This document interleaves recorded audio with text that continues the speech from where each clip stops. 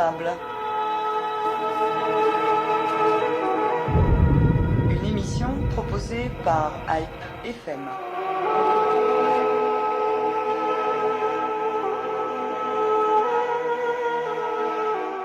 Le Phonéton 2013 du Fonds arménien de France a débuté jeudi et depuis, nombreux sont nos auditeurs qui ont composé le 0810 24 24 24 ou ont été contactés par les bénévoles pour faire une promesse de don en faveur du développement du Ralabar et de l'Arménie. Une collecte qui se déroule au même rythme que l'an dernier où plus d'1 400 000 € avaient été récoltés. Nous allons ce matin, dans cette émission, voir comment ont été employés ces fonds et bien sûr détailler les projets qui vont être lancés à partir de la campagne 2013. En studio avec nous, Michel Pazoumian, vice-président du fonds. Bonjour. Également à vos côtés, Harutun Kevorkian, vous êtes le secrétaire général du fonds. Bonjour. Bonjour. En studio avec nous, comme tous les ans, Michel Tancrez, représentant du fonds au Ralabar. Bienvenue. Bonjour. Et dans un instant, nous serons rejoints par l'ambassadeur du Ralabar en France, Ovanes Gevorkian. Dans le courant de l'émission, nous nous rendrons à Lyon, à Marseille et à Toulouse pour faire un point avec les responsables des centres d'appel. Mais pour débuter, nous allons dresser un bilan rapide des réalisations achevées et en cours depuis l'an dernier. Et alors, tout d'abord, dans les grandes lignes, avec vous, Michel Pazoumian. Alors, réalisation achevée, dans le Tavouche, notre programme agropastoral, donc à nouveau de l'irrigation qui permettent d'irriguer 180 hectares de terre, à nouveau des fermes qui nous permettent, que nous construisons dans les villages, nous donnons aux coopérateurs, puisque ces fermes rentrent dans une structure de coopérative, nous donnons une douzaine de petits veaux qui naissent dans la grande ferme dont nous parlerons sans doute tout à l'heure, et à nouveau des semences qui ont été distribuées aux familles cet été. Les familles ont travaillé, ont cultivé du maïs, et pour nourrir nos bêtes de la grande ferme, nous avons 130 vaches à nourrir dans la grande ferme. Nous achetons ce maïs produit par les fermiers l'été dernier, et ce sont des revenus que nous distribuons d'environ 400 à 500 € pour chaque famille, ce qui correspond quand même à 2 à 3 mois de salaire. Et donc vous voyez, c'est tout un process qui diffuse aujourd'hui de l'activité économique et des revenus. Donc on voit effectivement l'évolution de ce programme qui avait été lancé dans la région de Tavouche. Il y a 5 ans déjà. 5 ans déjà. Alors pour compléter, puisque nous sommes en train de faire le bilan de l'utilisation des dons de l'an dernier, au Karabakh, 6 centres communautaires qui sont des centres qui concentrent à la fois le dispensaire, la salle informatique, la bibliothèque, la salle de réunion pour les villageois. Donc 6 centres communautaires sont en construction et Michel Tancrez pourra en parler concrètement puisqu'il va sur le terrain suivre ces constructions. Dernier point de l'utilisation des dons l'an passé, c'est 100 000 € qui ont été envoyés à Alep pour aider notre population qui vit des moments terribles. Et les Alepsis nous ont demandé d'utiliser ces sommes pour payer les professeurs afin de maintenir les structures scolaires.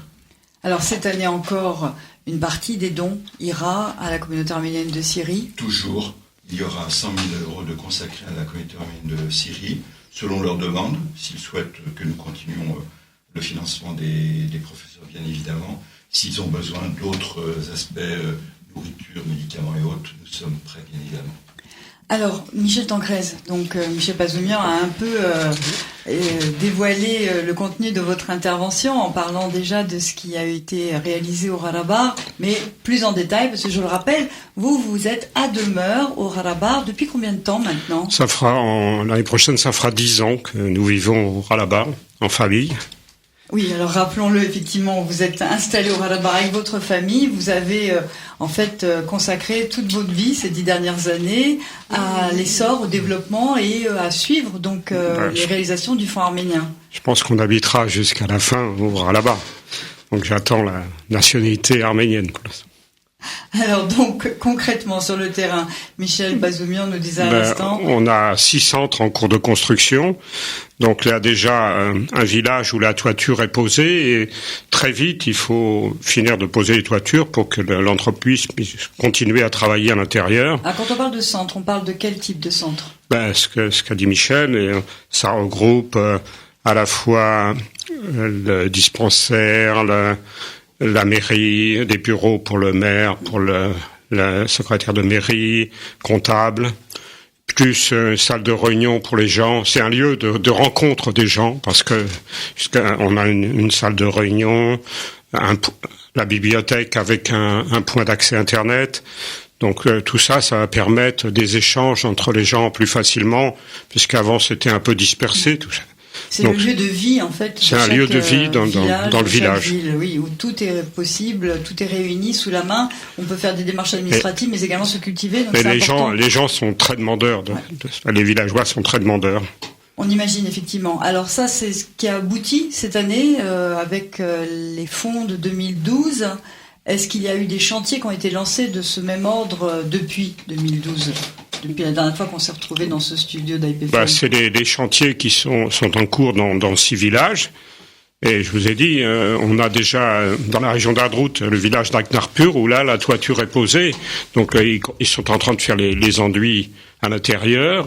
Ils ont posé les fenêtres. Donc tout l'hiver ils vont pouvoir continuer à travailler parce que c'est quand même un gros problème chez nous de pouvoir travailler l'hiver parce qu'il y a de la neige. Alors, Harutun Kevorkian, oui. Je le disais en préambule, l'an dernier, plus d'1 400 000 € ont été récoltés, précisément 1 420 000, je crois. Cette somme a été en grande partie récoltée en France, mais il y a également des centres d'appel qui sont mis en place, des collectes qui sont organisées en Allemagne, en Suisse. Il y avait eu aussi, il y a quelque temps, l'Espagne, mais finalement plus maintenant. Oui. Comment ça se passe au niveau alors, écoutez, à nos frontières ? Il y a une partie effectivement des fonds européens, suisses l'an dernier, je crois la Belgique s'est agglutinée également, l'Allemagne, qui depuis plusieurs années travaille avec nous et viennent, nous les hébergeons dans le centre de Cachan. Mais on a essayé d'exporter en fait ce modèle. Cette approche des communautés arméniennes, ce contact direct à travers le téléphone vers d'autres, et on a été jusqu'à envoyer nos experts comme Alain Chatalian à Marseille, à New York, où ils ont commencé à développer la même chose. Le même modèle a été développé en Grèce, et cette année on a eu une première expérience en Argentine et au Brésil. Donc il est vrai que le téléthon à l'américaine, qui reste centré le jour du Thanksgiving à Los Angeles, garde toute son actualité, mais je pense que la plupart des fonds se sont convaincus maintenant que cette approche phonéton est le meilleur moyen d'approcher les communautés, de dialoguer avec elles, et puis surtout c'est une extraordinaire occasion d'être à leur écoute et de comprendre les problèmes qui se posent. Oui, par rapport, vous voulez dire, par rapport à tout, aux donateurs, leurs réflexions, leurs interrogations. Par rapport à non seulement à la transparence, bien sûr, de notre action, mais je dirais même le quotidien, la politique, l'avenir du Karabakh, l'avenir de l'Arménie. Je pense que les gens ont besoin de dialoguer, et nous devrons être extrêmement attentifs à leur message. Alors cette année encore, donc, vous avez hébergé les bénévoles pour l'Allemagne, c'est ça ? L'Allemagne, la Suisse, la Belgique, voilà. Et donc ces 3 pays sont associés en quelque sorte au phonéton européen. Tous les ans. Voilà. Et d'ailleurs, les chiffres que nous livrons sont des chiffres globaux pour l'ensemble de ces fonds, même si la partie française, de par sa taille, est forcément le plus gros morceau. Alors, signe que la mobilisation ne faiblit pas cette année non plus, puisque tous les ans, on s'est inquiété ces derniers temps de la crise qui pouvait avoir un impact sur les collectes de fonds, mais on s'aperçoit cette année encore qu'il n'en est rien, puisqu'avant même le lancement des opérations jeudi, les dons que vous aviez récoltés avant le phonéton étaient déjà supérieurs, Michel Bazoumian. Oui, disons qu'il y a une fidélité très forte. Il est clair que, étant transparent et diffusant tout au long de l'année des informations sur l'utilisation des dons, les gens visualisent concrètement à quoi servent les 50 €, les 500 €, les 1000 € ou voire des sommes supérieures, de quelle manière elles sont utilisées, de quelle manière elles créent une véritable activité sur le terrain. Hier soir encore, donc au deuxième jour du Phonéton, nous étions à 930 000 € pour la France et à quasiment 1 million d'euros pour la France, plus l'Allemagne, plus la Suisse, plus la Belgique. Nous sommes à 400 000 € du chiffre de l'an dernier. Donc peut-être alors qu'il reste encore 48 heures d'opération de collecte de fonds. Alors, juste une parenthèse dans le déroulement de cette émission pour saluer l'arrivée de l'ambassadeur du Rarabar en France, Vanille Gevorkian. Bonjour, Paris Egak. Bonjour, un grand merci de cette invitation. Merci de nous rejoindre ce matin pour faire le point avec nous sur les opérations du Fonds arménien de France en Arménie et au Rarabar. Nous avons commencé rapidement à évoquer avec Michel Tancresse, qui est le représentant du Fonds au Rarabar, qui vit sur place, quelles sont les dernières réalisations. Et nous allons voir tout à l'heure, évidemment, au cours de cette émission, quels sont les chantiers qui vont être lancés. Alors, on parlait téléphonie, on parlait moyens de communication. Avec quel est votre partenaire en France pour mener à bien cette opération de phoning ? Depuis de nombreuses années maintenant, un lien très fort avec Orange, qui est notre partenaire, mécène, et je dirais même complice. Alors, ce partenariat est également valable pour Orange Arménie, qui depuis 3 ans soutient cette opération du Fonds arménien de France et qui donc est associé directement à cette opération, comme nous l'explique le directeur d'Orange Arménie, Francis Gélibter, qui a été interviewé pour cette émission. Donc nous allons écouter l'interview de Francis Gélibter, le directeur d'Orange Arménie, à moins que nous ayons un problème technique qui nous empêche de faire partir cette interview. Donc nous écouterons l'interview du directeur d'Orange Arménie, Francis Gélibter, dans un instant, et nous allons poursuivre le déroulement de cette émission avec peut-être le thème principal de cette année, qui est « Construisons ensemble l'avenir de l'Arménie et du Rarabar ». Alors, il y a eu cette année-là où le mot d'ordre magique était « l'eau, c'est la vie », puisque le fonds avait donc décidé de placer sa collecte de fonds sous l'égide de cette eau qui est nécessaire. Et ensuite, il y a eu aussi la route, précédemment, la route de la vie pour cette autoroute qui reliait l'Arménie au Rarabar. Cette année, construisons ensemble l'avenir. C'est un peu un mot d'ordre de fondateur, j'ai envie de dire. Là, vous revenez aux fondamentaux. Il se trouve que nous avons construit 2 routes, nous avons également construit la fameuse dorsale qui traverse le Karabakh du nord au sud, ou inversement. En fait, cette année, il y a une 3e route qui est en train d'être construite. Donc qui va de Varténis à Mardagert, c'est-à-dire un axe septentrional, nord, et qui a de multiples avantages.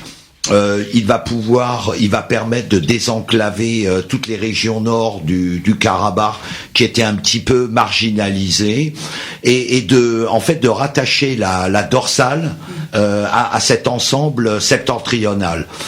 L'autre avantage, c'est que la dorsale, on est au Rarabar sur celle-là. Oui. L'autre avantage, c'est qu'on va avoir un 2e axe d'entrée au Karabakh, c'est pas négligeable, et qui raccourcit même le trajet en fait entre l'Arménie et le Karabakh tout court. Il est probable que les gens les plus pressés remonteront vers Sevan, longeront le lac Sevan par la côte sud jusqu'à Varténis et couperont directement en direction de Mardagerd pour pouvoir relier peut-être Stepanagerd en 3 heures sans conduire de manière excessive. Alors effectivement, un gain de temps très très important. Important, et je le disais, une deuxième entrée au Karabakh qui a un intérêt socio-économique indéniable et même au-delà. Alors quand on parle transport, déplacement, on pense bien sûr au moyen le plus rapide, Vanille Gevorkian, qui est l'avion. Alors on se dit, à quand l'ouverture de l'aéroport de Stepanakert pour faciliter justement l'acheminement de toute cette aide et de tous ces travaux, de construction? Alors, pas de date prévue, vous le savez, et au Haut-Karabakh, tout se donne difficilement depuis un certain temps, y compris l'aéroport. C'est un combat de tous les jours, et d'ailleurs, je saisis l'occasion pour remercier vraiment tous les donateurs et le Front arménien d'être à nos côtés pour mener ce combat tous les jours, qui se mène au Karabakh, pas seulement pour les conditions, pour améliorer les conditions sociales, économiques, mais aussi pour les valeurs que nous défendons. C'est la paix, c'est la démocratie, et évidemment, ce sont les droits aussi de nos concitoyens. Se déplacer, c'est un droit, et le Karabakh est extrêmement déterminé de protéger ce droit pour ses citoyens. Il y a des pourparlers en ce moment avec par l'intermédiaire des coprésidents pour essayer d'avancer dans ce sens sans vraiment forcer les choses. Nous espérons que nous arriverons à trouver une solution sans qu'on soit obligé de passer par la force. Évidemment, si on n'arrive pas, l'aéroport sera fonctionnel. Il est fonctionnel. Oui, les avions, voilà, commenceront à lier le Yerevan avec Stepanakert. Mais pour l'instant, nous essayons encore de négocier, de voir si on peut le faire d'une manière pacifique. Alors, il est prêt, Michel Tancresse. Quand j'ai posé cette question, vous avez hoché la tête. Vous avez pu voir sur le terrain que les installations étaient rénovées, remises en place, en condition de recevoir un trafic normal. Aussi bien l'aéroport est prêt, les employés sont prêts également, tout est prêt. Tout est prêt. Alors, je vous annonçais donc précédemment l'interview du directeur d'Orange Arménie, Francis Geliter, que nous allons pouvoir écouter maintenant. Donc, Orange Arménie, qui est également partenaire comme Orange, la maison mère en France, et partenaire donc du Phonéton. Nous écoutons le directeur d'Orange Arménie, Francis Geliter. Cela fait plus de 3 ans maintenant que nous collaborons avec le Fonds arménien. France Télécom met à la disposition du Fonds arménien ses bénévoles et ses plateformes, les résultats sont assez impressionnants. Et nous-mêmes, nous mettons en œuvre un numéro court sur lequel nos 600 000 abonnés peuvent envoyer leurs dons. Alors, nous sommes très heureux, bien entendu, de cette collaboration. Cela correspond exactement à ce que nous souhaitons faire. Orange, comme vous le savez, fait du business, mais Orange, c'est aussi autre chose. Orange comprend son rôle social en France et en Arménie. Et en Arménie, en ce qui concerne notre fondation, nous avons une focalisation particulière sur les villages qui ont probablement plus besoin d'aide que Yerevan. Donc ça signifie, si on comprend bien cette interview, que Orange Arménie accompagne des projets du Front arménien sur place pour parfaire, aider à leur mise en œuvre. Michel Pazoumian. Mais Orange, par sa fondation, génère aussi ses propres projets. Oui. Tout à l'heure, vous avez posé la question sur le développement de l'Arménie et du Karabakh. N'oublions pas que nous continuons les adductions d'eau. Nous continuons à construire des écoles, nous continuons à faire des hôpitaux et des dispensaires.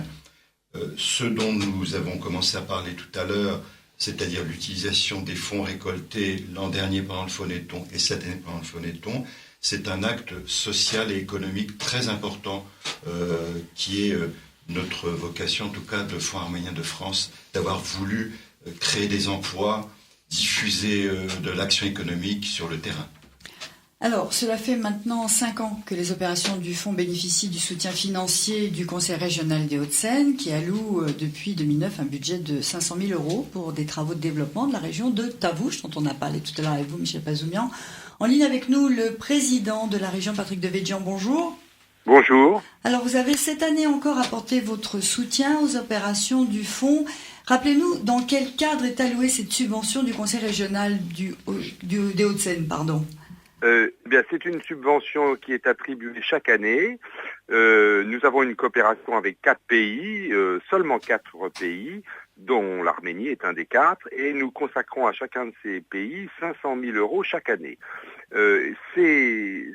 Cette somme est plutôt dirigée vers la malnutrition. En pratique, c'est la recherche de l'autosuffisance agricole. Donc nous sommes au Tavouche, bien entendu avec le Front arménien de France qui fait un formidable travail là-bas, et on en est très heureux. Nous le contrôlons très étroitement, il faut le dire, même si ce sont des amis, et nous en sommes très satisfaits.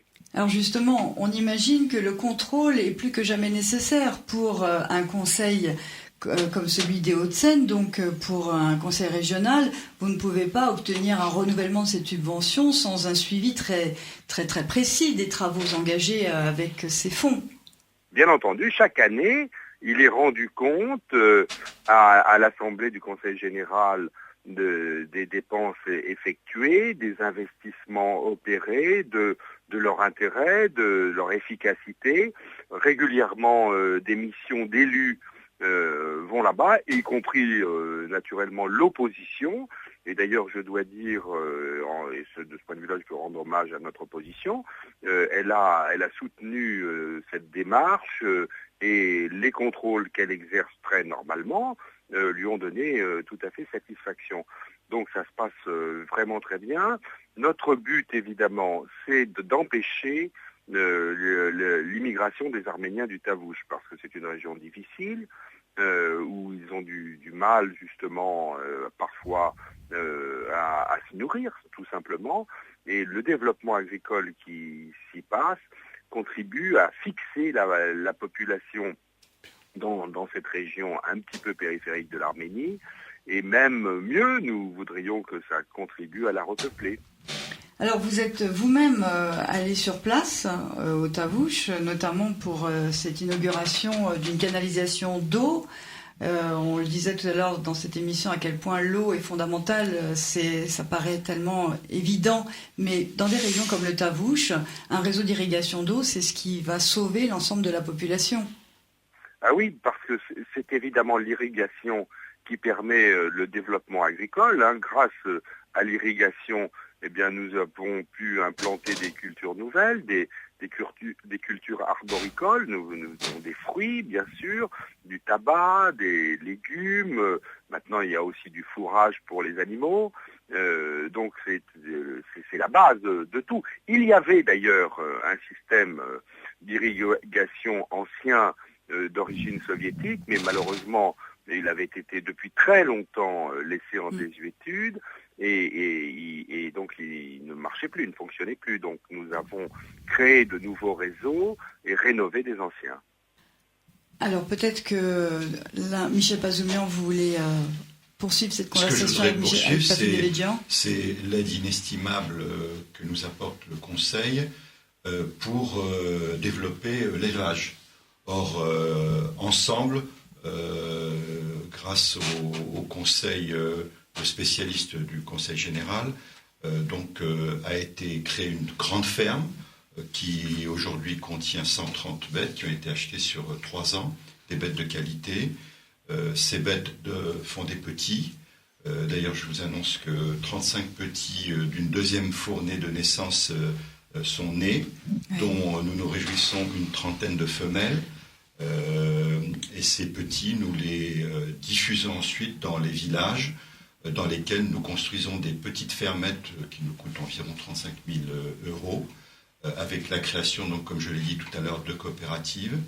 Et donc aux 12 coopérateurs de faire vivre et de faire prospérer ces fermettes.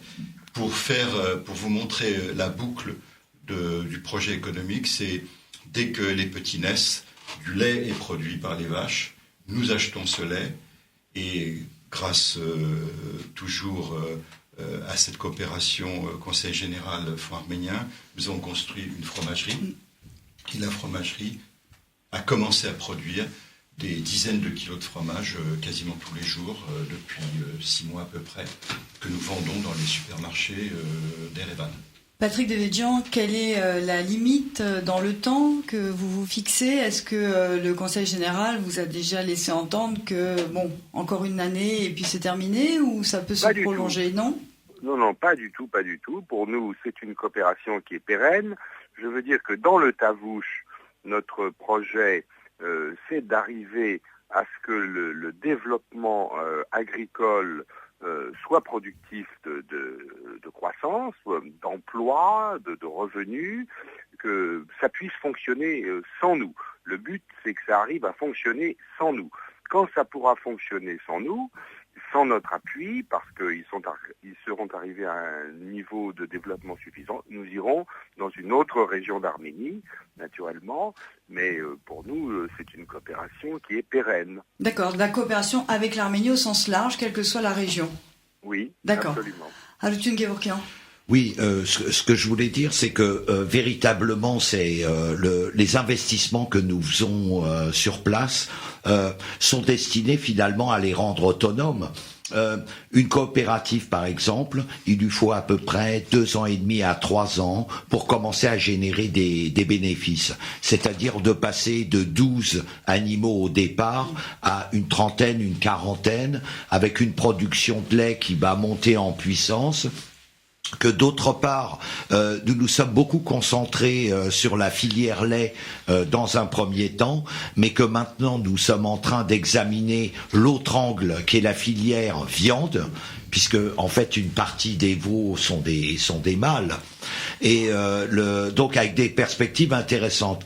L'autre aspect à souligner, et on est vraiment dans la logique du Conseil général de ce point de vue-là, c'est que cette année, nous avons créé sur place une école qui va servir donc autour de la grande ferme qui produit des veaux en quelque sorte.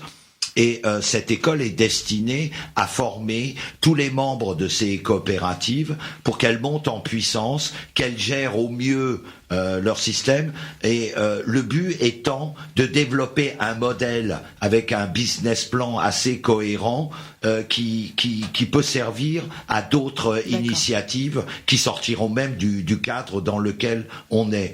Et au final, le but, l'objectif clairement déclaré de notre démarche, c'est d'arriver à créer un réseau de coopératives, une dizaine, une douzaine, avec cette ferme au centre, et qui va permettre en fait de développer un pôle lait d'Avouche qui va avoir sa propre marque de fromage, qui va arriver à commercialiser ses produits dans les meilleures conditions. Effectivement, donc on voit, Patrick Devedjian, que la coopération entre le Conseil général des Hauts-de-Seine et l'Arménie n'est pas près de s'arrêter. Ce n'est pas du tout le but. Le but, c'est que l'Arménie devienne autosuffisante et qu'elle se développe. Merci, Patrick Devedjian, pour votre présence ce matin sur l'antenne d'AIPFM et au nom du Fonds arménien et votre aide. Alors donc, on est rentré un peu plus dans le vif du sujet, dans le détail de ce programme agro-pastoral de la région de Tavouche. Alors expliquez-nous un peu ce que signifie ce terme agro-pastoral. Bon, on le devine, mais ça englobe plusieurs directions en fait. Michel Bazoumian. Effectivement, l'élevage a pris le dessus à un moment donné parce qu'il permettait de diffuser de la production et des revenus plus rapidement. Patrick Devedjian l'a dit tout à l'heure, nous avons amené des arbres fruitiers, donc des figuiers et du kaki très très demandé sur le marché arménien, mais pour qu'un paysan puisse récolter des revenus du développement de la production arborifère, il faut 5 à 6 ans. Alors que grâce à nos vaches, qui au bout d'1 an et demi, 2 ans font des petits que nous diffusons, parallèlement à la production du lait, donc vous l'avez vu, le développement de la filière fromage, voire les crèmes, donc nous diffusons déjà au bout de 2 ans du développement de la grande ferme, vous le voyez, des revenus qui se diffusent dans toute la région. Alors, pour illustrer ce programme mis en place au Tavouche, nous allons écouter l'interview de Hamazasp Nazarian, qui est le président de la coopérative élevage à Kielantz et qui est un témoin un peu plus clair de la façon dont ça fonctionne, hein, cet élevage. Première coopérative que nous avons créée. Donc nous écoutons Amazas Nazarian. Հիմա գտնվում ենք Տավուշի մարզի Կիրանց համայնքում, որտեղ հիմնադրել են Կիրանց կոոպերատիվ, եւ Կիրանց կոոպերատիվին այսօր աջակցել է հիմնատավուշ զարգացման ծրագիրը, որը կոոպերատիվին նվիրել է այս շենքը եւ 12 գերիջներ, կողացումներ։ Ուրեմն հույս ունենք, որ ամեն ինչ լավ է լինելու, աշխատանքները առայժմ նորմալ են գնում։ Հույս ունենք, որ երբ որ կովերը կծնեն, հորդ կունենանք, կատ կունենանք ու կոոպերատիվի անդամները կսկսեն օգտվել այդ արդյունքից։ Alors donc effectivement, la boucle, le cheminement, un animal, des bébés, la vache qui met à bas, qui donne naissance à des veaux. Et ça a été le cas là, tu disais. Et voilà, ça y est. Ils ont leur premier veau. Kierans, cette première fermette que nous avons inaugurée il y a un peu plus d'une année, ça y est, les veaux naissent. Et nous commençons à acheter donc le lait de la coopérative de Kierans, qui nous sert à fabriquer notre fromage. Alors quand vous parliez d'école tout à l'heure à Luthion, oui. Vous parliez d'une école d'apprentissage donc au métier d'agriculture. En fait, c'est une école, je dirais, de formation continue, voilà, un peu dans l'esprit français, où les éleveurs de ces coopératives vont être régulièrement appelés en séminaire. L'avantage, c'est qu'ils vont faire connaissance entre eux, qu'ils doivent coopérer, mais il y a des questions évidemment d'hygiène, mais aussi des questions de gestion. On insiste beaucoup là-dessus. On veut que ces gens apprennent à manager leur coopérative de manière extrêmement rigoureuse et qu'ils apprennent surtout à travailler ensemble. Alors effectivement, en janvier, le centre de formation est prêt. Les plans de formation sont en cours. Premier plan absolument indispensable, la formation des vétérinaires. La formation aujourd'hui en Arménie est plus faible qu'à l'époque soviétique. Les vétérinaires qui sont formés en théorie. Nous l'avons constaté par l'envoi d'un vétérinaire français de Normandie, René Kazandjian, qui a déjà fait 2 missions sur place, qui est venu avec ses techniques et qui a montré de manière pratique dans la grande ferme de Louzatsor avec les 130 vaches, de manière pratique, comment effectivement soigner, détecter les maladies, détecter le nombre de mois de la vache qui est enceinte, surveiller la grossesse de la vache, etc., etc. Et donc, il a constaté à quel point les vétérinaires étaient demandeurs de ces formations. Et donc, nous avons passé une phase très importante, puisqu'il y a 21 vétérinaires dans le Tavouche. Donc, au-delà même de nos coopératives, nous allons lancer la formation de tous les vétérinaires du Tavouche. Alors, on a parlé de ce qui se fait aujourd'hui, de ce que vous avez permis de mettre en place grâce aux collectes du Phonéton. Mais quelle était la situation ? Je ne parle pas sur le plan structure, pas sur le plan du réseau d'irrigation par exemple, mais quelle était la situation auprès des habitants ? Est-ce que ce travail de la terre, cet élevage était déjà dans les habitudes des villageois ? Comment on fonctionnait avant ? Écoutez, moi je ne suis pas économiste, mais j'essaye de porter un regard objectif sur la situation. Avant qu'on s'investisse, sans prétention, la situation économique était quasiment figée. Ces gens travaillaient en autarcie. Ils cultivaient leur lopin de terre. Nous sommes dans une dynamique. Nous voulons instaurer un flux.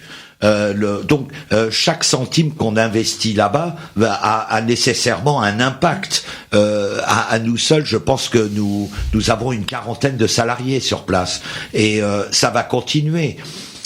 Si tout va bien, le rêve serait de voir s'instaurer des réseaux de coopératives dans l'ensemble du Karabakh avec des filières et des pôles d'excellence sur le lait, sur la viande, mais sans doute dans d'autres domaines et qui vont engendrer une élévation du niveau de vie, faire circuler l'argent, faire travailler les artisans, vous voyez, même une contribution même au tourisme. tourisme, à l'agrotourisme. Il faut instaurer une dynamique économique. Mais est-ce que cette pratique de l'agriculture avant l'indépendance, parce que là on parle de la situation économique qui était mais il n'y avait pas désastreuse. de pratique Justement, agricole, il y avait une pratique de kolkhoz, c'est-à-dire de salariés qui n'avaient aucun savoir-faire, qui obéissaient bêtement à un directeur, mais qui n'avaient pas une vue globale non plus des problèmes agricoles. Donc il n'y a pas de tradition agricole. Je vais vous le formuler autrement. Oui. Actuellement en Arménie, en termes d'agriculture, il y a une région qui a vraiment franchi un cap, c'est la plaine de l'Ararat qui est la plus riche, où maintenant ça s'est rationalisé, où vous avez deux modèles. 200 hectares achetés par un investisseur qui a planté des vignes ou des arbres fruitiers et qui gagne de l'argent, ou alors un modèle de ferme familiale qui fonctionne. Nous sommes un petit peu... Nous essayons en fait d'instaurer un modèle de ferme familiale avec de multiples activités, de multiples revenus qui va arriver à être rentable et à permettre à ces gens de vivre décemment. Mais les autres systèmes dont vous parlez dans la plaine de l'Ararat sont productifs, ça fonctionne quand même. Absolument, mais oui. La révolution s'est faite très tôt là-bas. D'accord. Le problème, c'est que des régions comme le Darouche ou d'autres qui sont un petit peu isolées sont restées totalement en marge de ce développement et l'ignorent. C'est-à-dire que les terres de l'Ararat sont des terres plus fertiles, naturellement fertile, propice au développement de l'agriculture. Le Tavush a des terres extrêmement fertiles, des forêts et des alpages. Il y avait énormément de bêtes sur les alpages du Tavush. Sur le bas-côté alors ces bêtes ont disparu, le système soviétique s'est effondré, donc toute l'économie s'est effondrée. Comme pour vous donner une image, puisque votre question allait vers avant comment ça se passait, Alutun l'a dit, c'était l'autosuffisance. Uniquement, donc entre la période soviétique de grand développement et l'autosuffisance avant que nous arrivions, aujourd'hui, c'est presque un système intermédiaire qu'on est en train de mettre en place, qui se diffuse dans les villages avec des volontés de professionnalisation. Vous voyez, les gens cet été auxquels nous avons acheté du foin et du maïs ont travaillé. Ils ont, pour vous montrer à quel point ils sont pauvres, nous avons distribué à 110 familles environ 20 kilos de maïs. Oui. C'est 50 €. Donc vous voyez, quand un donateur nous donne 50 €, ça permet de donner 20 kilos de maïs à une famille. Ces 20 kilos, par leur travail, grâce aux canaux d'irrigation, ont produit 4500 kilos. Nous en avons racheté quasiment la totalité pour nourrir nos bêtes.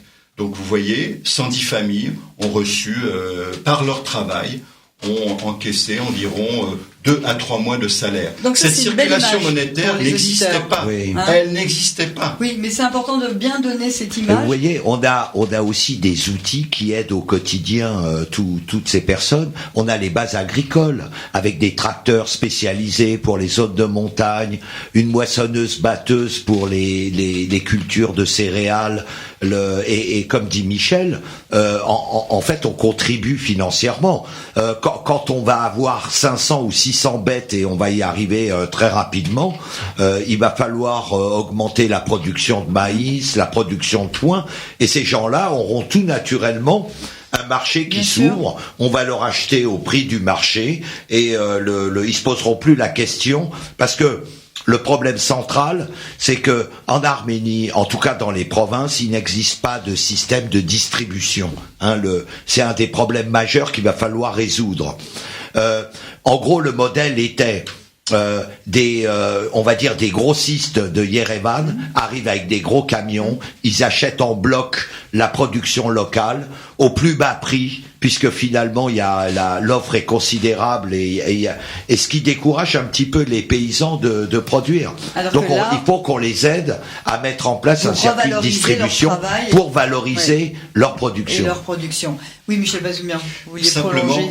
Vous voyez, ces gens n'avaient plus envie de travailler parce qu'effectivement ils n'arrivaient plus à vendre leurs produits Donc on était dans les L'autarcie. dans les 10 dernières années sur uniquement l'autosuffisance. Aujourd'hui, ces gens sont demandeurs de travail. Et je pense que les gens qui nous écoutent, vous tous, c'est cela votre aspiration. C'est que les gens sur place travaillent, gagnent leur vie, réinvestissent et développent. Donc nous sommes en train de développer une nouvelle économie.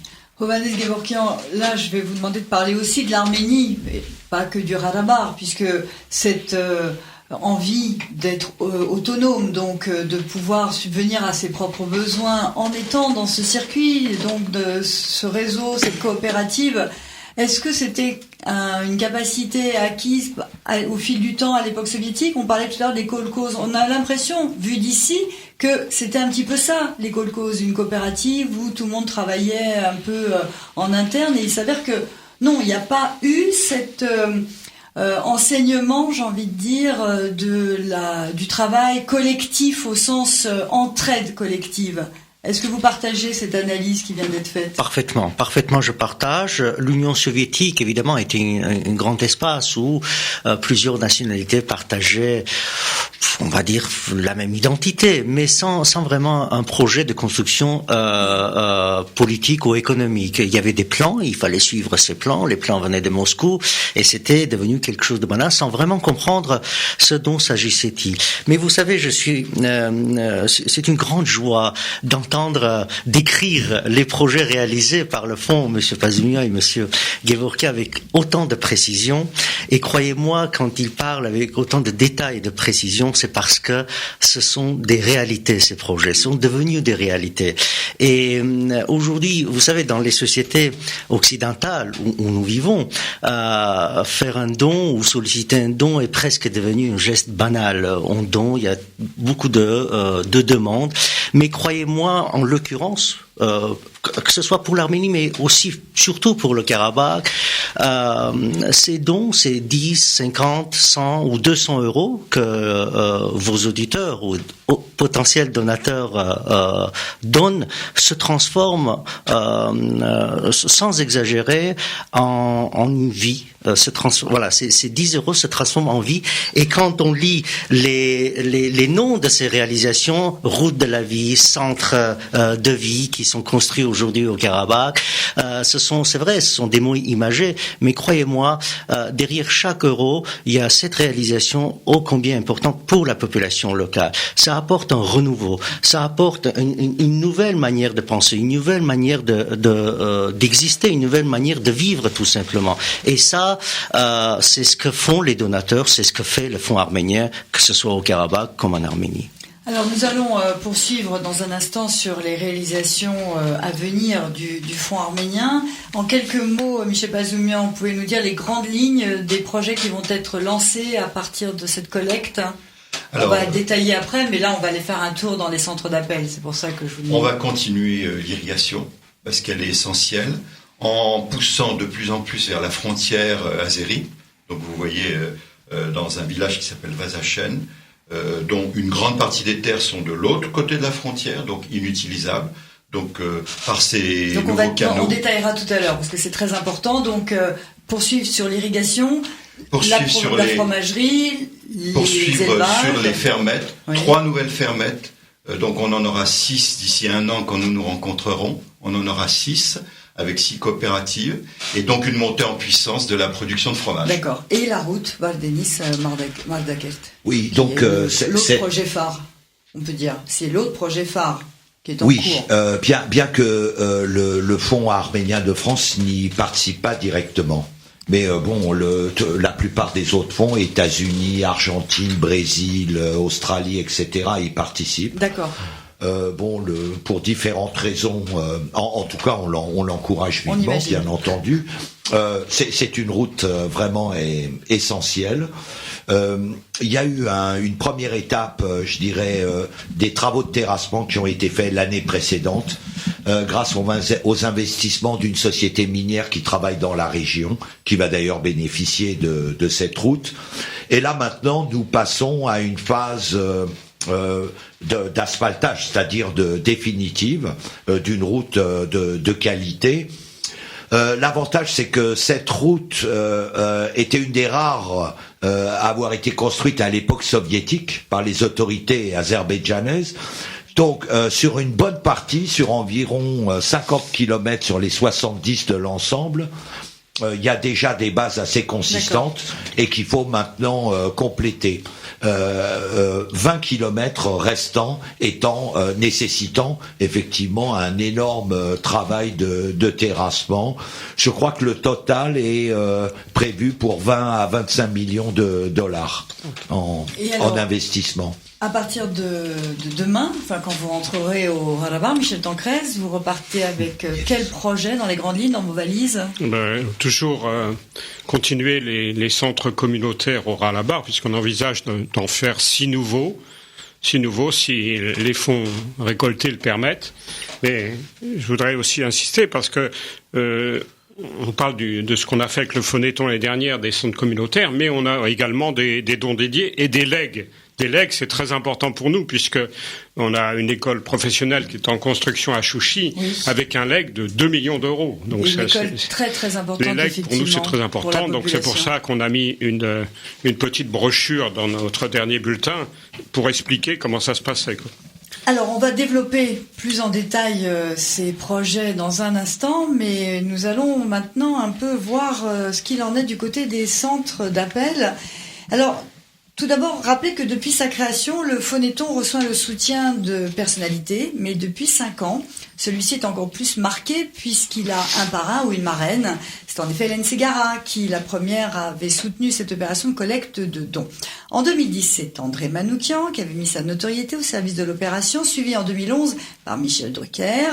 En 2012, c'est-à-dire l'an dernier, le Phonéton a clairement été placé sous le signe du sport, de la compétition, de la gagne, avec pour parrain Youri Djorkaeff, le champion du monde de football qu'on ne présente plus, et Daniel Bilalian, le patron des sports de France Télévisions. Cette année, c'est un duo de cinéma, si on peut dire, parce qu'il n'y a pas que ça, qui parraine le Phonéton, Ariane Ascaride et Robert Guédiguian, que l'on retrouve sans plus tarder en direct de Marseille. Robert Guédiguian, bonjour. Vous nous entendez ? Bonjour Robert Guédiguian. Allô ? Oui, bonjour. Oui. Nous sommes donc en direct sur IPFM et nous souhaitions donc avoir le parrain de ce Phonéton 2013, Robert Guédiguian. Ouais. Allô ? Oui, Robert, bonjour. Bonjour. Alors, vous vous trouvez actuellement auprès des bénévoles du centre d'appel de Marseille. Oui, qui sont nombreux. Vous étiez jeudi après-midi au centre d'appel de Cachan pour donner le coup d'envoi avec Ariane Ascaride de ce Phonéton 2013. Oui. On imagine que vous avez été à chaque fois accueillis avec enthousiasme et que votre présence parmi les bénévoles est un encouragement supplémentaire à ces opérations de collecte de fonds. Rappelez-nous, je dis rappelez-nous car nous avons eu le plaisir de vous avoir sur l'antenne d'APFM jeudi matin, rappelez-nous les raisons de votre engagement cette année avec Ariane Ascaride. Ben écoutez, vous savez, en fait, je connais le Phonéton depuis longtemps, bien sûr, je le soutiens depuis toujours, parce que je pense qu'effectivement, ça contribue largement à ce que j'appelle une meilleure distribution des richesses, hein, et à aider effectivement donc les gens les plus défavorisés en fait qui vivent au Karabakh et en Arménie. Et après, si vous voulez, c'est une question de planning aussi, c'est-à-dire que cette année c'était possible. Donc j'avais été sollicité plusieurs fois, mais quand vous dites que je viens encourager les gens, c'est pas, il y a de ça, mais je viens aussi m'encourager moi-même aussi. C'est-à-dire les gens qui sont là, quand je les vois tous en train de travailler sur une cause aussi digne et juste que celle-là, ça m'encourage moi aussi à continuer à faire mes activités de cinéaste, de citoyen, etc., etc. Alors, est-ce que Ariane Ascaride a participé aussi jeudi après-midi à ce lancement? Alors non, elle est non, parce qu'elle était retenue, je veux dire, par des obligations cinématographiques. Mais est-ce que vous pouvez... Ça, c'est dommage parce qu'elle est, je pense qu'elle est beaucoup plus efficace que moi en général. Justement. Est-ce que vous pouvez de contact et de communication. Moi, je suis toujours un peu sérieux, etc., austère. Elle est quand même beaucoup plus vivante que, j'allais dire, et donc c'est dommage qu'elle ne soit pas là. On va essayer de faire quelque chose avec Skype Oui, tous parce les que, soirs, comme parce on qu'elle le est en dit- Italie, en fait. Elle est retenue en Italie Voilà. sur un tournage. Puis comme on le dit, c'est la partie arménienne de votre duo, en fait, Ariane Ascaride. Oui, en plus, c'est vrai qu'elle est plus arménienne que moi. Non, mais est-ce que vous clair. pourriez quand même, en 2 mots, nous rappeler les raisons pour lesquelles elle-même a choisi de parrainer cette année le Phonéton 2013? Oui, mais c'est vrai Ariane s'est sentie, quand elle est arrivée en Arménie la première fois avec moi, c'était en 2000, s'est sentie absolument adoptée par les Arméniennes d'Arménie, donc, et s'est sentie chez elle là-bas, d'une manière tout à fait en particulier. Beaucoup de gens la reconnaissaient dans la rue. Elle avait déjà fait plusieurs interventions. Vous savez, elle était intervenue, par exemple, chez Michel Drucker pour la reconnaissance du génocide. Voilà, ces choses-là avaient été vues en fait en Arménie grâce aux antennes paraboliques, Internet, etc. Donc je pense en fait que Ariane va un jour avoir une statue à Yerevan et pas moi. Oh non, quand même, vous êtes quand même le réalisateur donc du voyage en Arménie, Robert Non, Guédiguian. bien sûr, non, je blague. Ouais. Alors, un grand merci pour votre intervention ce matin. Et si vous le voulez bien, on va poursuivre cette interview avec Marseille, avec le responsable du centre d'appel pour faire le point avec lui. Encore merci Robert Guédiguian et Ariane Ascaride pour votre parrainage du Phonéton 2013. Alors, au revoir, donc, je vous le passe. Merci. Donc, nous allons poursuivre avec Alain Tchatalian pour faire le point. Alain Tchatalian, bonjour. Bonjour à tous. Oui, bonjour Alain Tchatalian. Alors, où en sommes-nous ce matin à Marseille, dans votre centre d'appel? Dites-nous un peu quelle est l'ambiance. Alors l'ambiance est assez, j'allais dire, survoltée, parce qu'on vient d'accueillir les élèves de terminale et de première de l'école à Mascaïne. Donc c'est des jeunes qui ont vraiment le verbe haut, et donc ça parle très fort, et on essaie un peu de les calmer.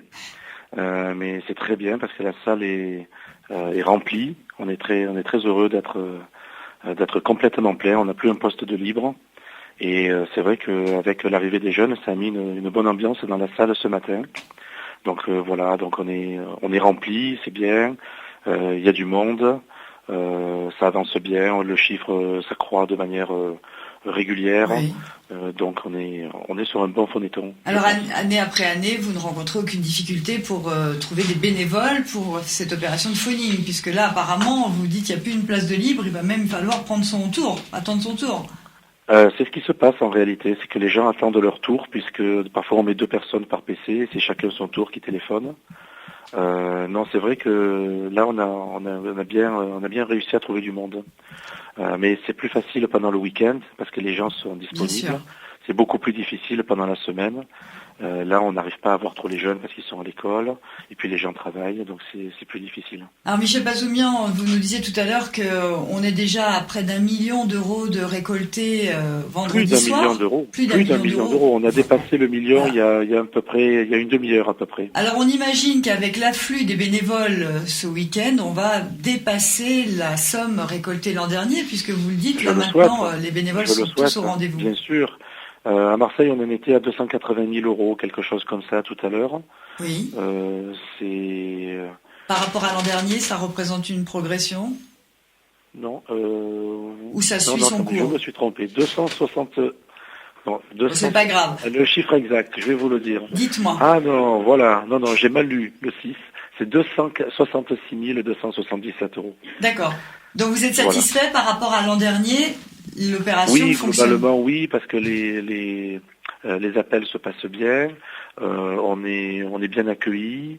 Quand on appelle les donateurs, les anciens donateurs, ils nous connaissent, on n'a même plus besoin d'argumenter. En plus, cette année à Marseille, c'est un peu un sentiment partagé puisqu'on appelle aussi la région de Nice. Oui. Et donc, pour Nice, on en est actuellement à 34 000 euros de collecte. Et on nous parle beaucoup de Gaspard, qui était très connu dans la région là-bas. Gaspard Kayadjanian, qui était un des responsables du fonds dans la région niçoise. Voilà, et donc c'est vrai que on nous parle de lui au téléphone quand on a les donateurs de la région là-bas. Et donc à Marseille, on a appelé cette région cette année, en plus de nos... Voilà, donc Marseille a pris le relais des opérations sur Nice, puisque son responsable est décédé. Est-ce qu'il y a des questions récurrentes dans vos appels? Est-ce que les donateurs vous font part de problématiques particulières? Concernant les donateurs, non, on a très peu besoin d'argumenter. Oui. Ils ont reçu le journal, ils nous connaissent, on a fait des articles dans la Provence, dans Direct Matin. Il y a eu beaucoup de communication qui a été faite cette année. Non, notre action est connue. On ne nous interroge que très très rarement sur nos actions. Et puis après, quand on nous interroge, c'est souvent, ça n'a rien à voir avec le fonds arménien. Ce sont des problématiques totalement différentes des nôtres. Et les gens, après, nous parlent parce que très souvent, le Fonds arménien est la seule organisation qui va contacter ces personnes durant l'année. Et les gens nous posent aux bénévoles des questions qui ne posent à personne d'autre. Concernant l'Arménie en général. Voilà, non, mais l'ambiance générale, après, est très bonne. Les gens nous accueillent très bien au téléphone. On a très rarement des gens qui nous raccrochent au nez. Très, très rarement. Parmi les donateurs et les anciens donateurs. Après, parmi les prospects, là, c'est beaucoup plus difficile. Parce que là, évidemment, il faut essayer de convaincre, reconvaincre, réargumenter. Mais alors justement, la réargumentation, l'argumentation, est-ce que les bénévoles que vous avez autour de vous vous demandent comment faire pour répondre éventuellement aux questions concernant la corruption en Arménie, les risques que les dons recueillis par le fonds arménien ne puissent pas aboutir à destination? Ce sont des questions légitimes qui se posent. Tout à fait. Est-ce que les bénévoles sont aussi Ils sont formés à ça? Avant de commencer à téléphoner, on les entraîne déjà, si c'est la première fois qu'ils viennent. Ils ont un aide-mémoire où dessus est écrit en fait les principales réponses aux contre-arguments. Enfin, c'est-à-dire, comme vous disiez, il y a un risque. Pourquoi est-ce qu'on investit au Karabakh? On a des réponses toutes faites en fait qui aident le bénévole à répondre à ce genre de questions. Et donc le bénévole n'est jamais vraiment laissé à l'abandon. Il a en face de lui un aide-mémoire qui synthétise justement tous ces argumentaires, enfin tous ces arguments, et qui lui permettent d'être réactif et d'avoir tout de suite une réponse à donner aux futurs donateurs. Non, ça c'est quelque chose, on est bien rodé là maintenant comme ça, donc sur toute la France on a mis au point un argumentaire qui je pense marche très bien. Alors Alain Chatalian, je crois que vous avez près de vous une élue de la région, Madame Vasseur. Madame Vassal, qui est adjointe au maire de Marseille et conseiller général.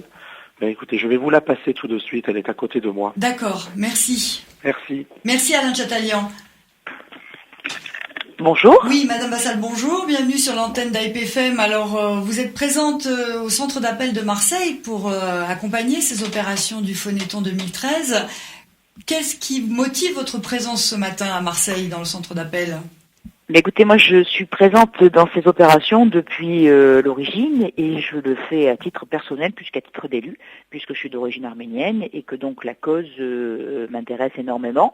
Et c'est vrai que quand moi je suis d'origine arménienne, c'est ma maman qui est donc mon nom oui, vous avancez masqué.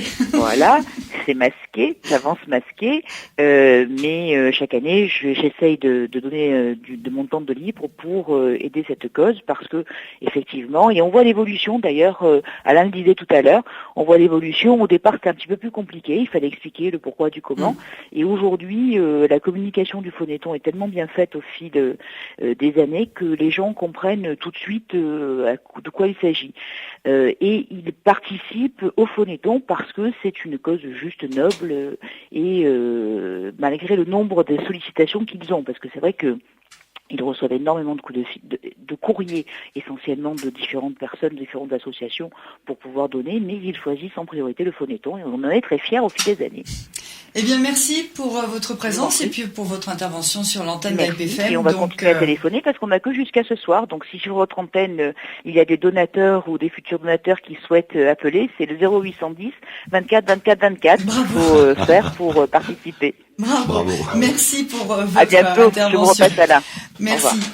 Donc nous allons quitter le centre de Marseille. Je vais prendre la parole très rapidement pour la donner à Pascal Chamassian, donc notre élu marseillais. Je vous le passe tout de suite. Alors on va terminer ce tour de bonjour. Des centres d'appel à Marseille avec Pascal Chamassian. Bonjour. Bonjour.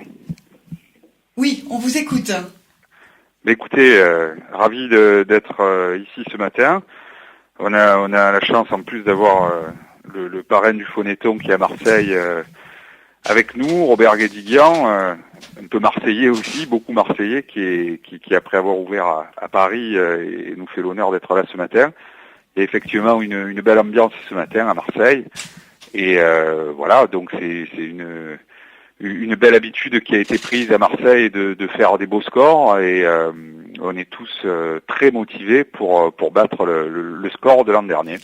Eh bien, bravo à Marseille. Merci Pascal Chamassian pour votre intervention et bonne continuation à Alain Chatalian pour encadrer ces bénévoles, ces troupes de bénévoles, puisqu'on a l'impression effectivement qu'il y a beaucoup de monde dans le centre de Marseille. Bonne journée à Marseille.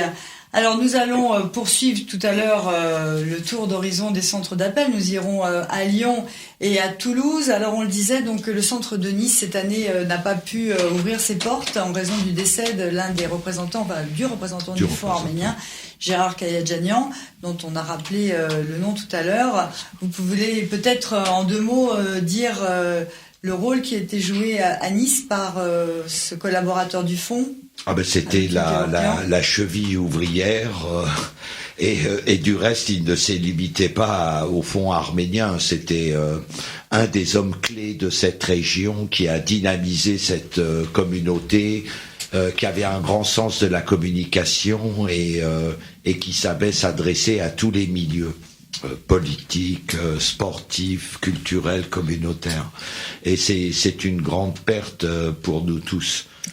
Alors on va faire une parenthèse sur un sujet qui n'est pas le sujet le plus agréable à traiter, mais on l'a évoqué rapidement à Marseille, la corruption, comment sont surveillés les fonds qui sont envoyés. Est-ce que là, dans les actions menées par le fonds, il y a cette problématique qui se pose, puisqu'on peut parler de détournement de fonds quand c'est de l'argent qui est envoyé, mais là, d'après ce que vous nous expliquez, c'est du concret, c'est des vaches, c'est des tuyaux, c'est du maïs. Est-ce que là, on peut aussi... Les choses sont très claires. Le bénévole fait son chèque, l'argent arrive à Paris, entre-temps, les études ont lieu, les projets sont repérés, les études, nous doublons les études si nécessaire, de manière à ce que s'il y a le lancement d'un appel d'offres pour une construction de bâtiment, par exemple, on ne dépasse pas les sommes réellement utiles et nécessaires. Les fonds sont envoyés à Erevan et partent directement pour financer soit une construction, soit payer les vaches qui arrivent en camion d'Autriche ou du Danemark. Mais ça y est, nos 130 vaches sont là, nous n'achetons plus de nouvelles vaches. Et aujourd'hui, tenez-vous bien, pour nourrir nos 130 vaches, nous dépensons environ 180 000 euros de nourriture. Oui. 180 000 euros de nourriture. Donc, ces 180 000 euros, vous avez déjà pressenti tout à l'heure, ce sont ces familles qui font les foins, qui font le maïs, et que nous avons payé pour leur acheter la nourriture, plus des compléments alimentaires, la luzerne et autres que nous achetons dans la plaine de l'Ararat dont vous avez parlé tout à l'heure. Donc vous voyez que chaque euro a une destination et derrière tout ça, je peux vous assurer que les factures sont surveillées de très très près par Grant Thornton, qui est notre audit annuel. Et le Conseil général. Et bien évidemment, le Conseil général. On l'évoquait tout à l'heure. Très pointilleux. Oui, on imagine. On a besoin de traduire en français chaque facture une par une dans tous les détails. Vous voyez, le circuit est totalement contrôlé. D'accord, mais en ça, c'est des questions légitimes que les auditeurs qui sont les donateurs peuvent se poser, puisque malheureusement, les affaires de corruption ne manquent pas et le combat contre ce fléau est un des combats les plus difficiles qui soit à mener dans des pays comme l'Arménie, dans l'ex-URSS, comme on dit. En tout cas, nous avons conscience que c'est la première condition, c'est d'établir la confiance avec nos donateurs. On ne peut pas se payer le luxe de la rompre. Donc on est particulièrement vigilant. Et puis on y met aussi notre réputation personnelle. Oui. Voilà. Alors nous poursuivons notre visite des centres d'appel avec celui de Lyon où nous retrouvons Nicole Minassian. Bonjour. Bonjour. bonjour à Alors, toutes les personnes qui sont sur le plateau. Bonjour bien, Nicole. merci pour votre présence ce matin sur l'antenne d'AIPFM, mais également de la radio de Lyon, Radio Arménie, puisque nous sommes ce matin retransmis en direct sur les antennes de Lyon et de Valence sur Radio A. Alors, vos compatriotes de la région Rhône-Alpes peuvent vous entendre. Nicole Minassian, dites-leur un peu comment ça se passe chez vous. Si vous avez besoin de battre le rappel des bénévoles, c'est maintenant. Alors battre le rappel des bénévoles, non, parce que nous sommes plutôt plein aujourd'hui, donc de ce côté-là, ça va bien. D'autant plus que depuis l'année dernière, le logiciel est très performant et donc ça va très vite. Donc de ce côté-là, pas de souci. D'ailleurs, ça se ressent sur les chiffres puisque nous sommes aujourd'hui à plus 36% par rapport à l'année dernière. Il faut souligner quand même que nous avons eu un gros don de 50 000. Effectivement, ça fait sauter les pourcentages très fort. Voilà, donc, mais même sans ce don de 50 000, nous serions quand même à 5-6% de plus que l'année dernière, donc tout va bien. Nous avons beaucoup travaillé les entreprises, peut-être un peu plus que les années précédentes, et c'est ce qui est très porteur sur Lyon. Oui, parce qu'il faut le rappeler, effectivement, il y a du phoning dans deux directions, envers les privés, les particuliers, je cherchais le mot, voilà, les particuliers exactement. Et les entreprises. Voilà, donc bien évidemment, nous travaillons plus les entreprises sur les 2 premiers jours puisque nous sommes en semaine, jeudi et vendredi, et que nous ne pouvons plus les joindre sur le week-end. Donc là maintenant, nous sommes plus sur les particuliers. Alors, est-ce que à Lyon, comme à Marseille, également à Cachan, les bénévoles sont des fidèles ou vous avez tous les ans de nouvelles personnes qui vous rejoignent? Alors nous avons beaucoup de fidèles sur Lyon, des personnes qui viennent depuis 10 ans, certaines depuis le début, beaucoup de fidèles, oui. Donc c'est toujours un grand plaisir de se retrouver tous ensemble. C'est un peu comme une grande réunion de famille annuelle, vous savez, une cousinade. Et puis nous avons fort heureusement quand même des nouveaux. Un petit peu moins cette année que l'année dernière, à peu près une quinzaine. Et ça permet justement de relayer les anciens qui ne peuvent pas venir ou qui se sont un petit peu lassés, parce qu'au bout de 10-12 ans, on peut comprendre quand même qu'il y a une certaine lassitude. Et puis certains ont pris de l'âge.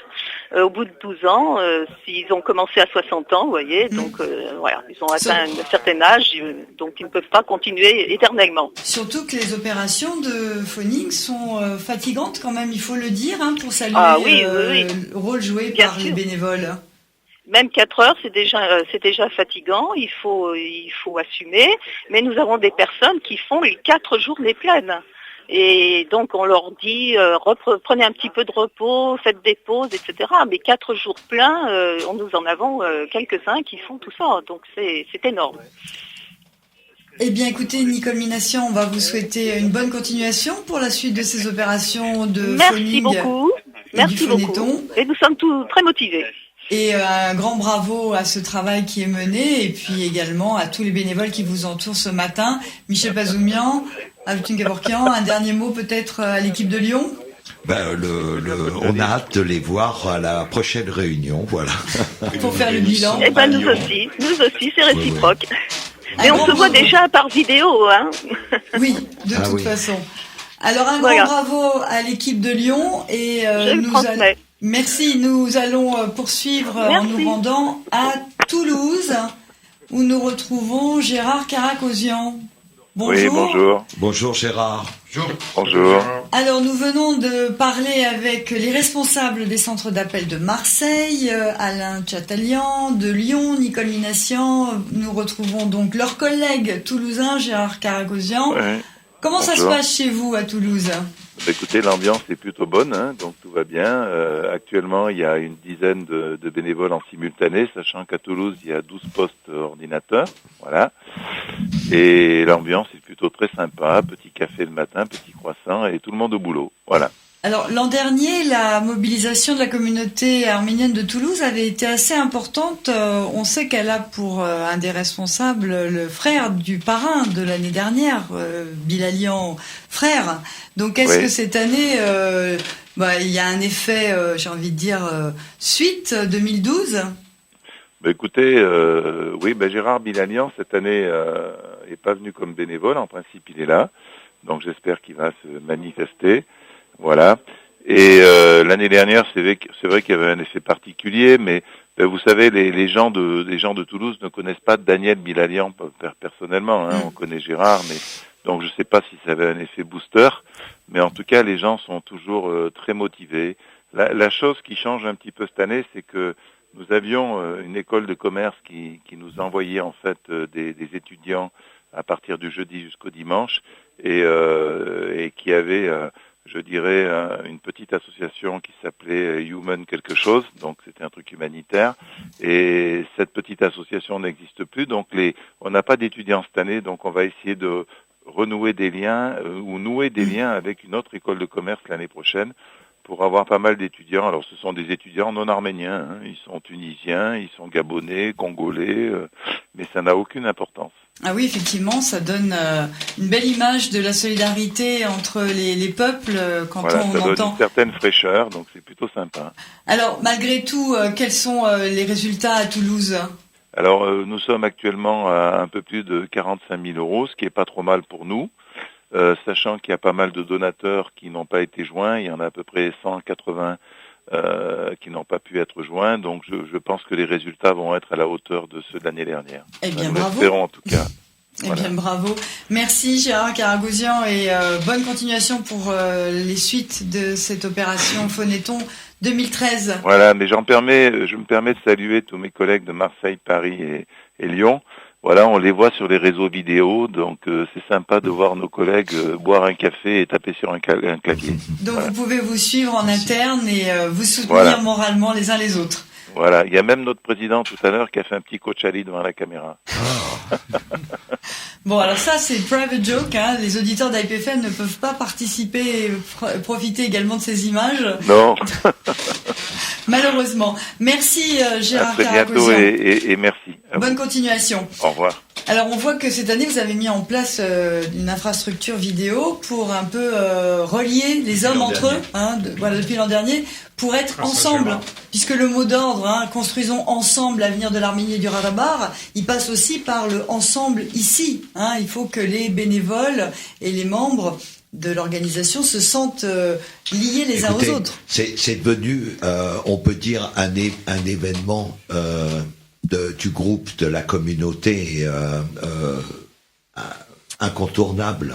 Et je pense que, oublions le fond, on passe un message collectif de solidarité qui est positif. On montre une communauté solidaire. C'est plutôt rassurant et ça prouve qu'on est vivant, qu'on a des projets, des objectifs, une volonté d'avancer. Voilà le message aussi de ce phonéton et qui appartient à personne, qui est à tout le monde. Alors, je le disais avant que nous partions à Marseille, Lyon et Toulouse, que nous allions un peu rentrer dans le détail des projets qui vont être initiés à partir de cette collecte 2013. Alors, allons au Karabakh tout d'abord, Michel Tancrez. Plus concrètement, vous nous avez parlé tout à l'heure de l'école professionnelle de Chouchi. C'est un projet, on imagine, très très important pour la population. Pouvez-vous nous le détailler ? C'est un projet et c'est une école professionnelle qui sera dédiée au métier du bâtiment uniquement et les études se feront sur 3 ans et on envisage à terme d'avoir 225 élèves. Donc c'est grâce au legs de Yesnik Mozian qui nous a fait un legs très important de 2 millions d'euros, ce qui est suivi par Robert Edabirian, c'était de sa famille. Et donc là, on pense que le bâtiment sera terminé en mai et qu'on pourra ouvrir en septembre. Donc les travaux ont débuté il y a combien de temps maintenant ? Ça fait 1 an et demi, 2 ans. Hein. Oui, alors ça paraît un peu long compte tenu d'autres projets ou pas ? Est-ce que il y a C'est un projet d'une envergure importante puisqu'il y a c'est pour ça qu'il faut 4000 mètres carrés de construction. Ouais. D'accord, donc c'est pour ça que c'est un projet qui prend le temps, donc 2 ans en tout de construction. Et puis il y a la formation des enseignants, peut-être tu peux en dire 2 mots. Un projet pédagogique aussi. Alors, c'est du matériel pour former des électriciens. On n'a pas que la construction. Maintenant, il faut trouver toutes les. Alors justement, les formateurs sont formés comment ? Par des formateurs qui viennent d'où ? On envisage d'avoir des formateurs qui puissent former les futurs formateurs. Oui, justement, mais ces professeurs vont venir les coopérations avec Saint-Étienne, les écoles professionnelles. On travaille en partenariat avec des écoles de formation d'apprentis, puisqu'on envisage de faire de l'apprentissage. Parce que sur le place, dans la population locale, il y a sans doute aussi des hommes, des femmes, peut-être moins dans le bâtiment, mais qui ont un savoir-faire, où c'est pas comme l'agriculture, on le disait tout à l'heure pour la région de Tavush, c'est pas quelque chose de courant en Arménie, travaux d'électricité, tout ça. Pas quelque chose de courant. Il y a des bons artisans. Oui, on imagine. Il y a des bons artisans, mais déjà l'apprentissage pour l'instant c'est pas en place, donc on veut faire un peu comme en France avec une formation en alternance. Donc ça c'est tout à mettre en place. D'accord, donc on voit que ce projet il est complet là. Il y a le bâtiment, la pédagogie, les enseignants. Alors là, Hovhannes Kevorkian, un projet comme celui de l'école professionnelle de Chouchi. Le projet est extrêmement important dans le sens où non seulement il y a le bâtiment qui est construit, un très beau et moderne, un joyau architectural qui va être, non seulement des équipements vont être achetés, mais aussi le savoir-faire, la méthode, le système français va être introduit au Karabakh, et ça c'est quelque chose d'important. C'est quelque chose d'important parce que pareil pour l'agriculture, pendant l'Union soviétique, on faisait pas le lien, et jusqu'à aujourd'hui, on fait pas le lien entre le monde des métiers et le monde de l'éducation. Il faut lier ces deux mondes parce qu'une fois les études terminées, il faudrait que les élèves puissent avoir des métiers. Vous savez, aujourd'hui, il y a des artisans au Karabakh. Une grande partie, évidemment, est engagée dans l'armée depuis la guerre et restée dans l'armée, des mécaniciens, des soudeurs, etc., etc. Mais la partie théorique manquait. La partie théorique manque toujours, c'est-à-dire on sait travailler un bois, mais on ne sait pas l'enseigner aussi. Non seulement l'enseigner, mais on ne connaît pas vraiment les différents types de bois qui va certainement venir compléter le savoir-faire qui ont déjà les artisans, mais aussi former des autres, les jeunes, parce qu'aujourd'hui au Karabakh nous avons 4 universités, c'est très bien évidemment, mais il faut aussi des lycées professionnels, et ça c'est avec des artisans qu'on construit un pays. Alors on pense, oui Michel Tanquez. Oui, moi je voudrais simplement insister sur le fait que tous les projets qu'on fait au Karabakh, c'est partenariat avec le gouvernement. Donc c'est financé en partenariat entre le Fonds arménien de France souvent et puis oui, il y a une participation financière. Ah oui, carrément moitié-moitié. En règle générale. Donc quand on entend école d'apprentissage, qu'on parle du savoir-faire français, on pense aussi au compagnonnage et on se dit tiens, une expérience de la sorte au Karabakh pourrait être aussi un moyen de faire se rencontrer les populations, de diffuser un savoir-faire. Est-ce que c'est l'étape suivante ou c'est difficile au Karabakh, cette idée du compagnonnage? Non, je pense que c'est important d'aller dans ce sens-là. De même, puisqu'on aura l'école en place, faire des formations des adultes, c'est important également. Donc ça veut dire que vous pouvez aussi vous appuyer sur les centres sociaux pour qui ont faire été de la formation continue. Voilà, pour relayer c'est cette prévu, école. Hein. Comme ça se fait en France. D'accord, donc là, c'est un projet qui va essaimer en fait, qui ne va pas être cantonné à Chouchi. Ah, c'est une grosse structure. Il faut commencer à faire prendre la mayonnaise et après on pourra faire davantage. Donc, et puis le ministère de l'Éducation du Karabakh suit très attentivement l'évolution du projet et espère en fait derrière ce côté expérimental, après développer le modèle ailleurs. C'est exactement la question que je comptais poser à Hovhannes Kevorkian. Est-ce qu'il y a d'autres écoles d'apprentissage de ce type? Est-ce que du coup, s'il n'y en a pas, il y en aura d'autres dans d'autres domaines? On pense par exemple au métier de la mode. Je l'espère, parce que vous savez, ce programme est un programme complexe, dans le sens où, dans la société, en l'occurrence pour le Karabakh, souvent, aussi jusqu'à aujourd'hui, les artisans sont considérés en quelque sorte, en fait, ceux qui sont dans des lycées professionnels sont considérés en quelque sorte ceux qui ne réussissent pas des études supérieures. Donc il faut casser une certaine image. Il faut réfléchir d'avance combien de artisans de tel métier nous avons besoin pour les 5 ans à venir ou des 10 ans à venir, donc former. Ça va obliger le gouvernement, les autorités du Haut-Karabakh de se pencher sur la question d'une manière globale et penser l'avenir du pays. Et quand on dit construisons l'ensemble, l'avenir du Karabakh, c'est exactement ce qui se passe aujourd'hui avec des projets de cette nature. Michel Bazoumian. Michel Tancresse, je voudrais ajouter quelques mots, parce qu'il y a quand même 2 écoles professionnelles qui existent déjà au Ralabar. Une à Mardouni, qui est plus dédiée à l'agriculture, qui forme des conducteurs de tracteurs, de moissonneuses-batteuses, des mécaniciens. Et puis une à Stepanakert, où là, je voudrais préciser que déjà le Fonds arménien de France a bien aidé pour fournir de l'équipement pour la cuisine, former des cuisiniers, l'équipement pour la menuiserie également, et puis pour la coiffure. Stepanakert, il y a quand même pas mal de métiers qui sont représentés, et on a déjà bien aidé dans ce domaine-là. Le travail du bois, la coiffure. Alors je pensais à la mode parce que ça peut avoir un rayonnement, on imagine demain si des stylistes naissaient au Ralabar et devenaient les créateurs de demain, quelle image ça pourrait donner à Mardouni, il y a de la couture. On a fourni des machines, alors, pourquoi pas bientôt des créateurs qui sortiront du Ralabar. Alors vous disiez qu'il y a, comme malheureusement en France, une mauvaise image donc des formations à ces métiers-là. Oui, quand vous parlez avec les formations courtes, quoi. Quand vous parlez avec les professionnels, même en France, vous voyez, souvent en France, à la télévision, on voit la publicité, les artisans, l'artisanat premier métier. En France, justement, oui, il y a un travail de valorisation, et ça, il faut surtout le faire au Ralabar pour que les jeunes voient qu'on peut réussir en étant artisan, étant de bons artisans, on peut réussir, on peut avoir socialement, on peut être considéré dans le pays, et ça c'est très important parce que justement ça touche l'avenir du Karabakh et surtout les besoins qu'aujourd'hui nous avons.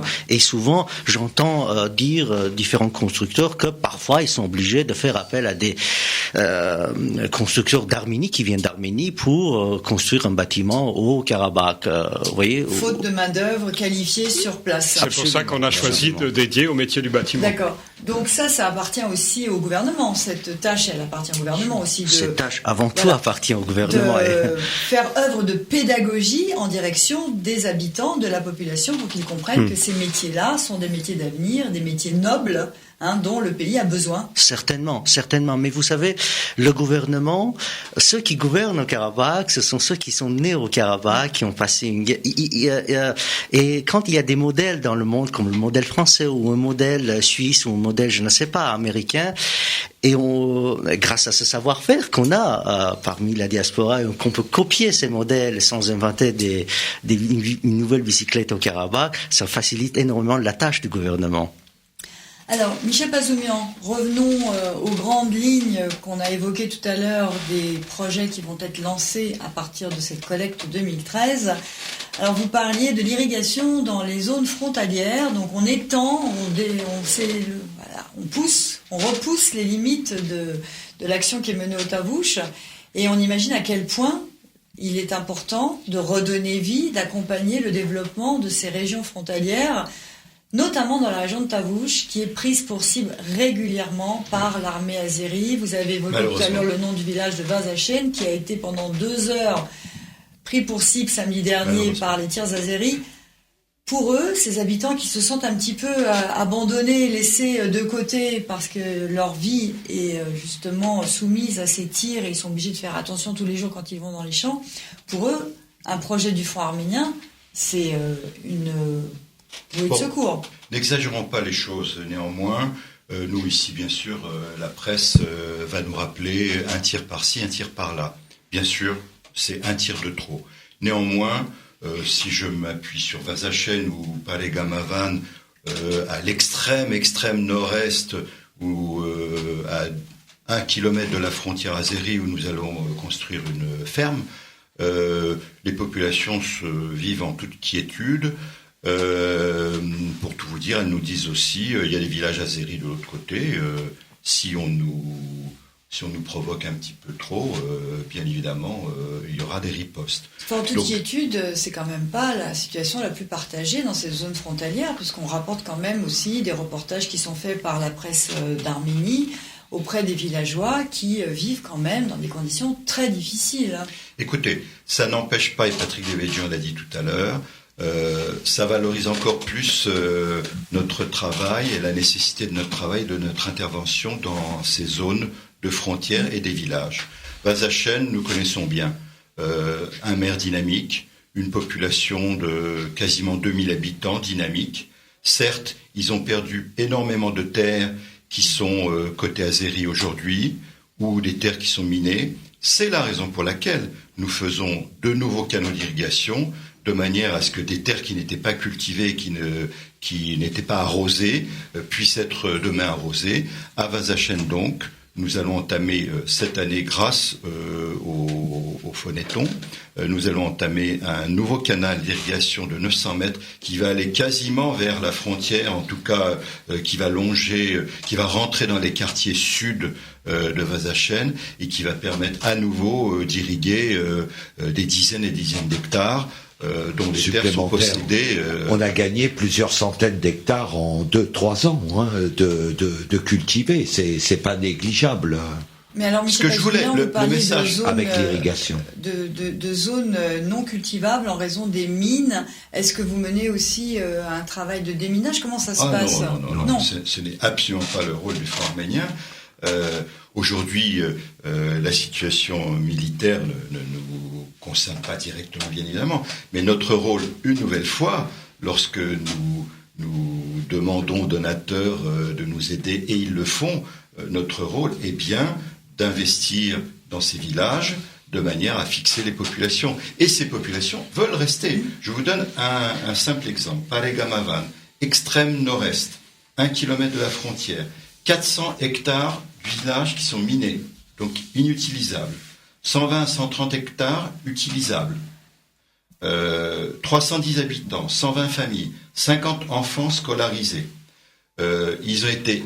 ceux qui sont sur place sont demandeurs d'activité. Ils sont venus voir notre direction Imna Tavouche dans la ferme principale. Ils nous ont dit, s'il vous plaît, nous souhaitons que vous nous aidiez à construire une ferme et que vous nous donniez des vaches pour rentrer dans le projet agropastoral. Mais alors les terres, dont les 120 hectares utilisables, peuvent suffire à mener à bien le projet de ferme? En tout cas, pour nos vaches, oui. D'accord, parce que là...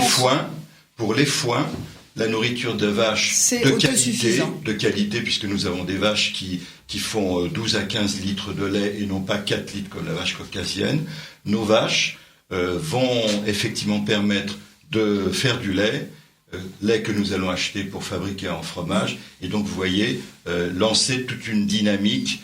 Patrick Devedjian l'a dit tout à l'heure, c'est la lutte pour créer des revenus sur place. En utilisant ce qui existe, c'est ça. C'est-à-dire que les 120 hectares permettront de faire vivre la ferme et les vaches, etc. Les foins et le maïs pour la nourriture de nos animaux. Donc ça veut dire tirer parti... Parce qu'elles ont très belle allure. Tirer parti de la moindre parcelle de terre exploitable, en fait. Voilà. C'est ça l'idée. Donc en poussant les limites du projet Tavouche. Aussi bien à Vazachene, comme on l'a dit en irrigation tout à l'heure, ou à Paregamavan, par une ferme et des vaches. D'autant qu'on met à disposition du matériel, tracteurs, etc., en les louant à des prix défiant toute concurrence. C'est quasiment le prix du fuel, quoi. Alors, nous allons effectuer un tour de table pour conclure cette émission, ce quart sur table spécial Phonéton 2013. D'abord, rappelez le numéro 0810 24 24 24 que nos auditeurs peuvent composer sans attendre d'être contactés par les bénévoles du Front arménien de France. 0810 24 24 24, un numéro simple à retenir que vous pouvez composer donc au-delà de dimanche soir. Je crois qu'au-delà des opérations de phoning, le numéro reste valable pendant quelques jours. Pendant au moins un mois. Donc n'hésitez pas à composer ce numéro. Rappelez l'image que vous avez donnée tout à l'heure. Pour 50 €, M. Bazoumian, on achète quoi ? Pour 50 €, on donne donc 18 à 20 kilos de maïs à une famille qui va planter. Nous prêtons nos tracteurs, nous finançons l'essence du tracteur, mais c'est eux qui travaillent. C'est eux qui travaillent et nous leur assurons l'achat des 4500 kilos de maïs qu'ils vont produire. Donc ça, c'est effectivement une image très parlante. Il fut un temps où l'on parlait de 1 mètre, ça vaut tant d'euros quand il s'agissait de construire la route, de la vie qui relie Golis à Stepanakert. Ben là, pour 50 €, vous achetez 20 kilos de maïs et vous permettez la production de, j'ai bien retenu, 4500 kilos. Et donc que nous achetons à 400 à 500 €.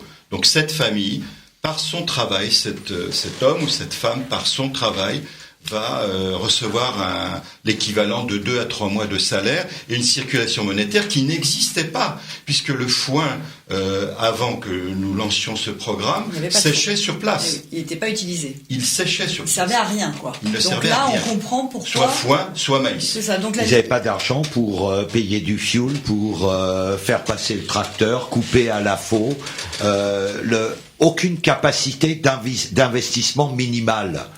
Pris à la gorge. Là, je pense qu'on est en train de changer de niveau. Alors là, le projet Tavouche, il est clair, il est parlant. On comprend que vous puissiez vouloir prolonger le projet encore jusqu'à ce qu'il arrive à être autonome. C'est ça l'idée. C'est clair.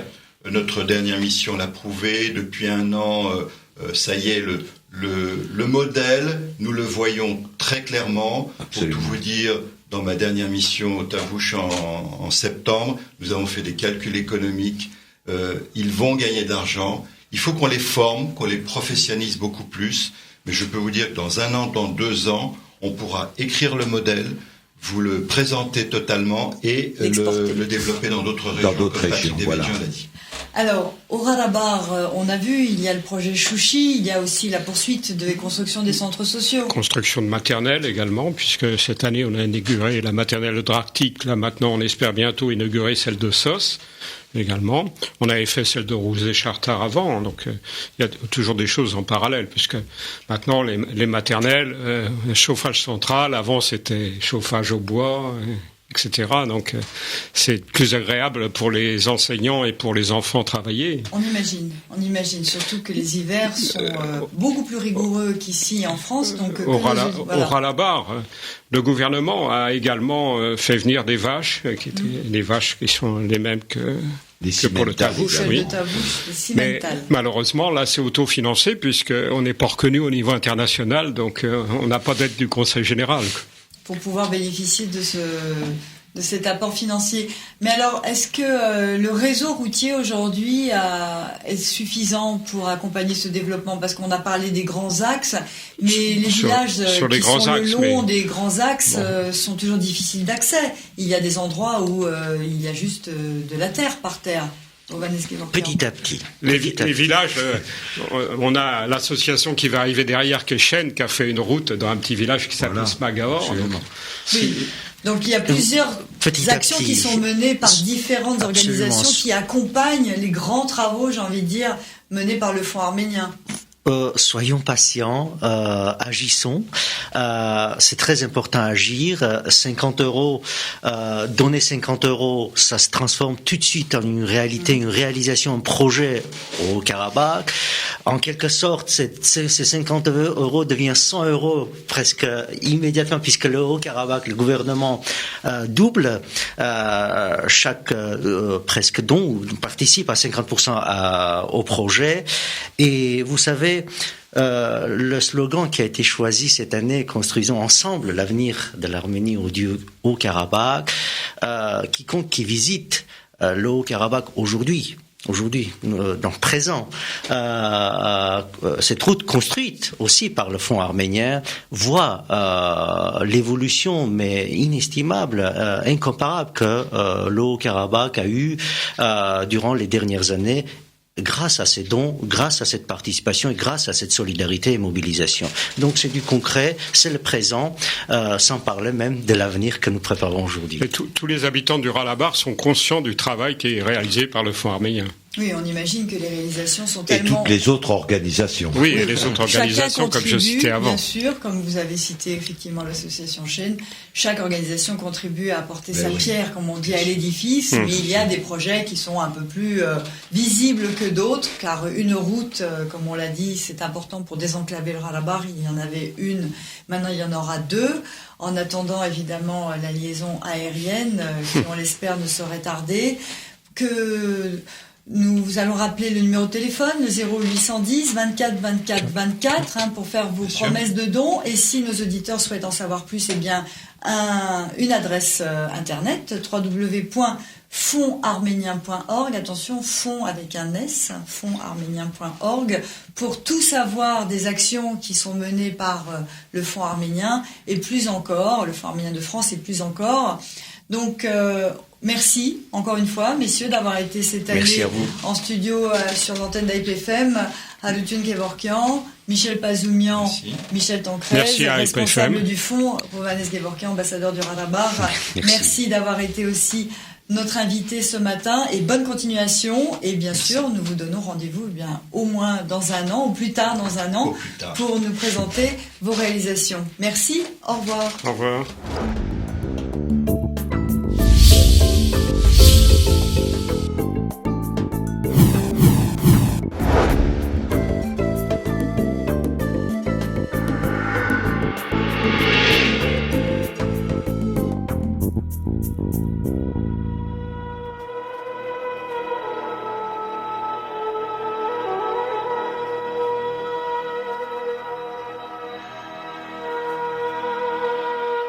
Carte sur table.